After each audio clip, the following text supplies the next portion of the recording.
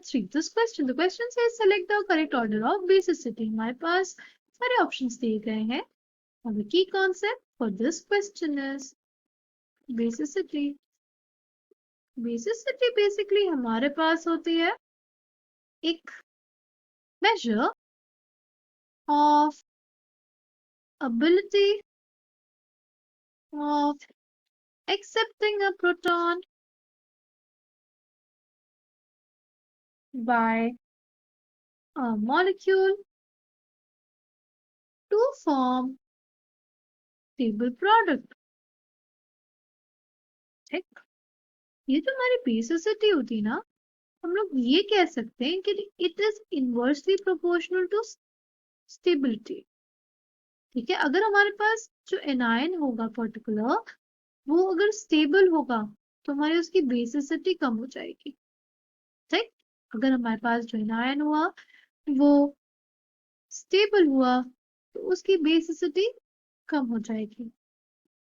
अगर हम लोग बात करते हैं CH3CH2 minus CH2 double bond CH minus और H C triple bond C minus, right. अगर हम लोग हाइब्रिडाइजेशन की बात करें तो हमारे पास पहला वाला है वो हमारा sp3 हाइब्रिडाइज्ड है, राइट. ये हमारा sp2 हाइब्रिडाइज्ड कार्बन है और ये हमारा sp हाइब्रिडाइज्ड कार्बन है. ना, जो हमारा sp हाइब्रिडाइज्ड सिस्टम होता है उसमें हमारे पास 50% s कैरेक्टर प्रेजेंट रहता है.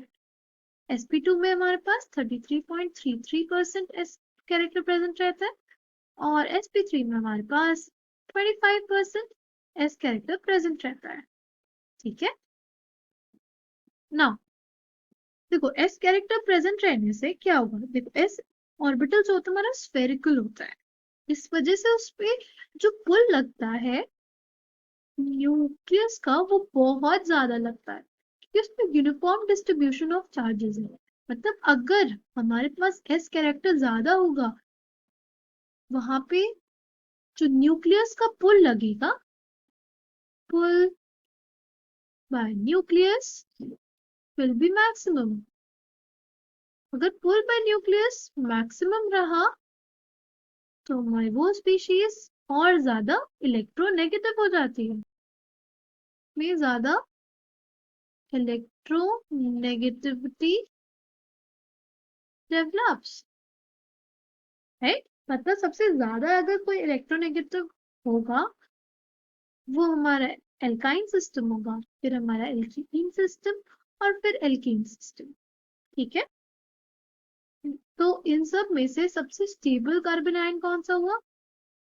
सबसे स्टेबल कार्बन आयन मतलब जो सबसे ज्यादा इलेक्ट्रोनेगेटिव हुआ, वो ज्यादा चाहेगा अपने ऊपर चार्ज को होल्ड करना, राइट, नेगेटिव चार्ज को होल्ड करना. तो सबसे स्टेबल कार्बन आयन हमारे पास ये हुआ. फिर हमारे पास एल्कीन सिस्टम वाला हुआ और फिर एल्केन सिस्टम. ये किसका ऑर्डर था हमारे पास, ये था हमारी स्टेबिलिटी का ऑर्डर.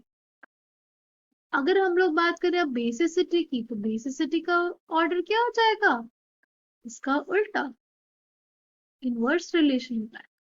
सबसे ज्यादा बेसिसिटी CH3CH2 माइनस की, फिर CH2 double bond CH minus की और सबसे लास्ट है हमारा एल्काइन सिस्टम. अब एक लास्ट हमें दिया हुआ है हाइड्रोक्साइड आयन. अगर हम किसी भी हाइड्रोक्साइड आयन को अगर किसी भी हमारे कार्बन सेंटर के कार्बन आयन से कंपेयर करते हैं तो देखो जो ऑक्सीजन है वो क्या है, oxygen is a more electronegative atom.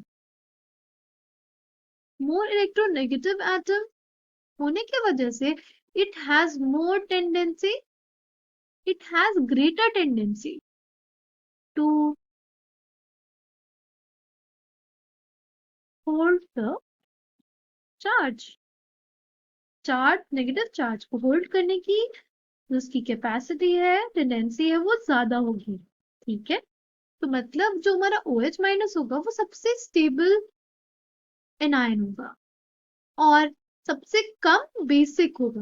मतलब अगर बेसिसिटी का ऑर्डर हम लोग लिखेंगे तो यही होगा हमारे पास CH3CH2 माइनस सबसे ज्यादा, फिर हमारा एल्कीन सिस्टम वाला, फिर हमारा एल्काइन सिस्टम वाला, और फिर हमारा हाइड्रोक्साइड आयन।